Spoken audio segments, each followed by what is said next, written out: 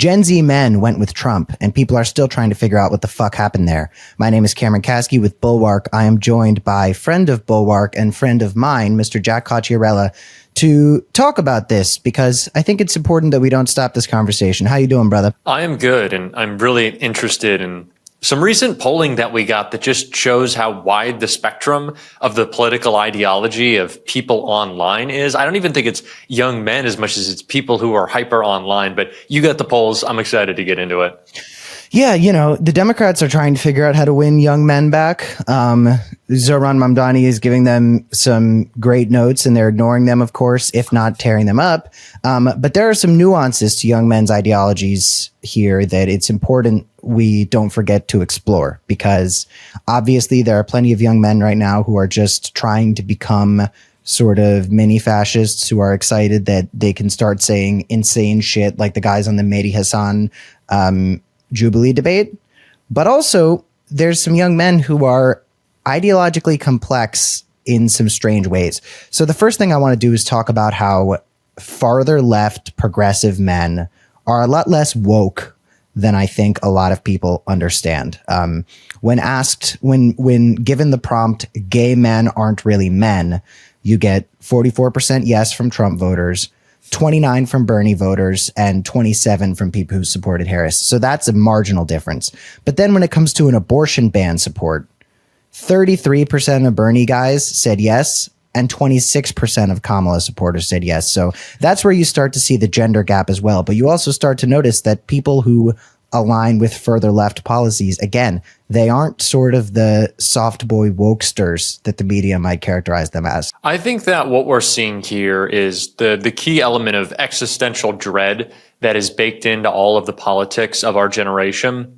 And why I point that out first and foremost with this discussion around abortion bans is you will hear so much more conversation than you ever could have expected if you were hanging out with men, especially men in like the health and fitness space and wellness, about fertility and sperm count and having babies and starting families. It's something that is in the collective consciousness of our generation for even those people who don't want to start families. But it's just, when you think about climate change and you think about a housing market that just seems unattainable to break into as a young person, like you just don't think a future is there. And so, this obsession with like the nuclear family that's reemerged through economic insecurity with our generation, like really makes me consider like, well, is that where that vote is coming from? But again, like there is so much conversation. Cam, do you hear this with like your maybe more broed out friends who are talking about like sperm count and how like we're not as manly as we used to be because they're putting stuff in the water to make the frogs. What is the Alex Jones bit? Turn the frogs gay? I was actually just having a conversation maybe 2 days ago with a conservative family member who was talking to me about how even if someone's testosterone levels are considered normal by doctors, because we were talking about when I thought I had low T and then I went to the doctor and he was like, no, you don't have low T, you're just depressed. And I was like, shit, I don't want to have low testosterone, but also I would have loved an explanation for why I feel this way. It wasn't, you're a sad person. But that was a couple years ago. Super happy now. Testosterone seems fine. But I said to this family member, apparently my testosterone was totally normal. And he said, yeah, it's normal compared to everybody now.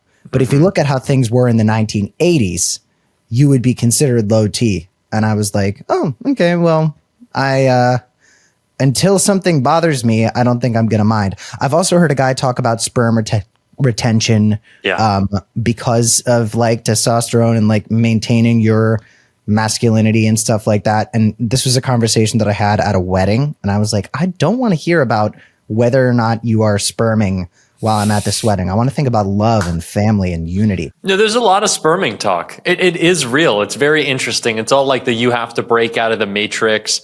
And again, like these are huge corporations that own monopolies over your attention and feelings. And like when you talk about gambling or when you talk about, porn, like these are monopolistic corporations just trying to make you just like trying to suck different stuff out of you.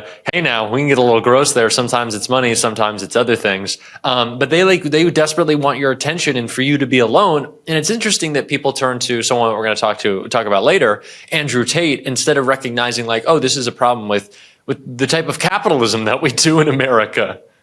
My blanket statement here is I don't want to think about sperm very much. I hope that I continue to have it, and I hope that eventually I can use it to reproduce and make a couple little cams to run around and cause some trouble. But when people talk about sperm, I'm like, that's kind of yucky. I don't want to think, because then when somebody else is talking about sperm, I start thinking about their sperm. And generally speaking, when I'm talking to somebody, I don't want to think about their sperm.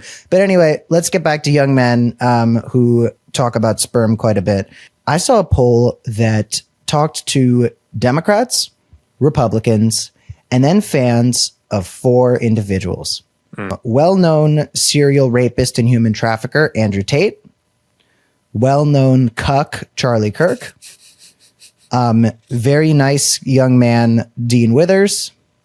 And affable, inflammatory Chad, Hassan Piker, friend of the show. And they talked to Democrats and Republicans and then fans of those 4 guys. And they gave them some statements to see whether or not these people agree.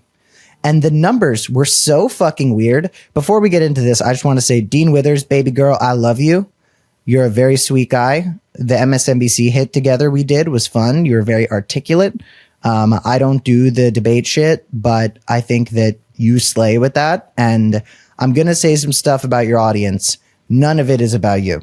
I think you are that fucking boy. You shouldn't have thrown Harry Sisson under the bus. You should have let him just be a little fuck boy.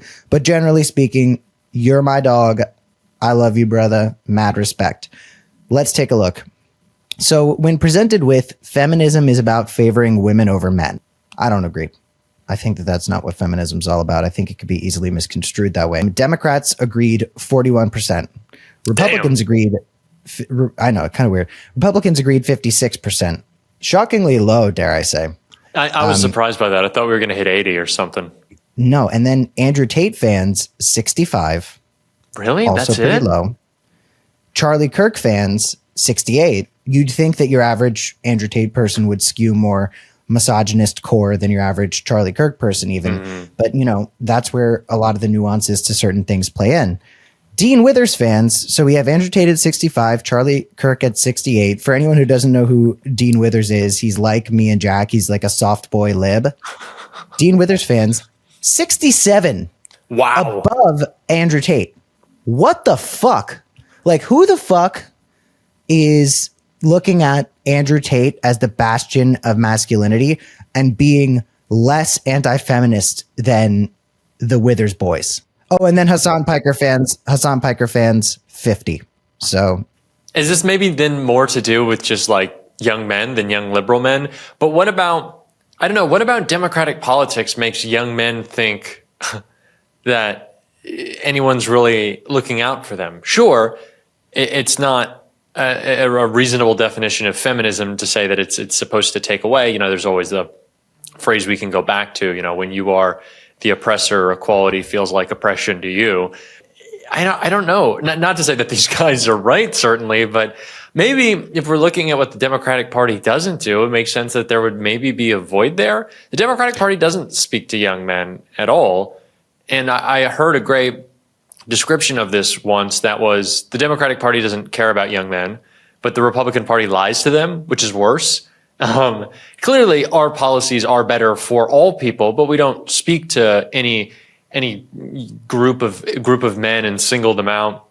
You know, at the DNC last year, you had all these different groups with, you know, a women's group and an abortion group and a this group and different ideologies and backgrounds represented, but there was none for men. So maybe that's where that void is coming from. But I don't really think that these are people who are doing very specific criticism of the Democratic Party as an institution. It's just an interesting result to get back from the Dean fans. So something that I say about this stuff is like masculinity should be treated like a positive thing. Not that I particularly give a shit about viewing masculinity as a positive thing, but after I saw Superman, I saw a bunch of online discourse about this. The idea that like, no, we should encourage people to do the manly thing. And the manly thing is the kind thing, and to use your strength, not to tear other people down, but to lift other people up. But it's messaging that the Democratic Party obviously fails with. My theory for the Dean Withers thing is mostly he reaches a lot more conservative young men because they enjoy the spectacle of him owning people in a debate. Yeah, it's more of a hyper online thing. And if you had this conversation with a regular person, yeah. again, I'm not a debate guy, but Dean Withers slays with that. He's so fun to watch. He does such a great job. So my assumption is that the reason his audience is skewing above Andrew Tate levels of feminism is about favoring women over men is because he's actually capable of reaching a lot of young guys who are not part of the woke pussy lib Hassan Piker base, but I'm not sure. I want to keep going because this remains very interesting. When presented with gay men aren't really men, Andrew Tate, 50. Again, kind of shockingly low. Charlie Kirk, 47, even lower. Dean Withers, 62. Really? What does that mean that gay men aren't men? It's weird, especially since like all these transphobes are always talking about how the definition of what makes somebody their gender is in fact their genetic makeup. Yeah. And then it's like, so then if you're presented with the idea that gay men aren't really men, by your transphobic standards, yeah, they are. Like, people are so fucking weird. And then Hassan Piker's base, 39, obviously the woke Piker gang, defying all of those characterizations that they're actually super black pill and crazy. Two more for you. Support abortion ban, which is, a testy one, let's say, especially in the 2022 midterms. In support of abortion ban, Andrew Tate's group, 52%. I think it's because they're so busy going on rampant sexual assault attacks that they don't want to get anybody pregnant. Charlie Kirk's group is a little bit less surprising. That's 63%. Dean Withers' group, 54%. Support abortion ban.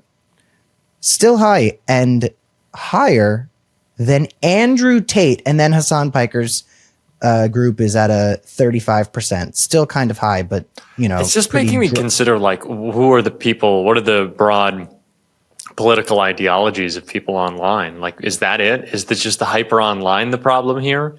Because it seems like that's the case. Are they watching like Dean Withers vids because they just enjoyed the spectacle of the debate, or does he just happen to have this appeal to people, I guess, who just want to watch people get owned? Because Dean Withers owns the shit out of people. Anyway, last one, and this is an issue where you get a lot of leftist people kind of showing that, they might be horseshoeing a little bit.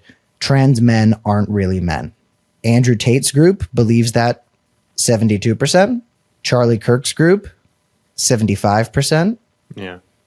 Got a hint. I didn't think a quarter of Charlie Kirk's audience would join the tribe, guys. Yeah, gang. Just so you know, the doors are always open. Big umbrella. In terms of trans men aren't really men, 49% of Hassan Piker's gang agrees, and then Dean Withers has 60%. I guess to like wrap this up after seeing all this, the reason that I wanted to explore this is just because you get to see with people like Dean and Hassan and stuff like that, the fact that the further left you go, with some people, obviously the woker you get, but with other people, that's just not the case. So what can the Democratic Party learn from seeing people who are way more progressive on stuff like healthcare and government services be less progressive on social issues? Run on that. Run on the stuff that works. Affordability, letting people make their own decisions. Talk about freedom as something that allows you to make choices without government intervention. I don't know, if you don't want people to get abortions, don't get it yourself. Like, I know that that's the phrase, but it's like, this is what we should be practicing and preaching, that like we want an economic system that makes people free. A lot of this seems to come back to people's view of the structure of male and female dynamics, looking for any sort of a place in the world to guide them. They just want structure. It seems like that's what people want. Right, that's my takeaway from all this weirdness. It just seems like these people want structure. They want a place to fit in. They want their boxes to be very clear. And I think we need to do a little bit more of that. Not on the social issues. I don't think that we need to decide that we want to go back to the 50s in terms of the relationship dynamic between men and women, but that we should create a world that is more free for people to find their place because they're not worried with existential dread. It just seems like that's where this is going, is that people need reassurance, people need to fit in a box, and that's what they want, or at least the hyper online people do. Jack Cocchiarella, thanks so much for hopping on. If you were a member of the Dean Withers audience, maybe listen to him a little bit more, because if you were a little bit more like him, I think you'd have a better stance on some of these issues.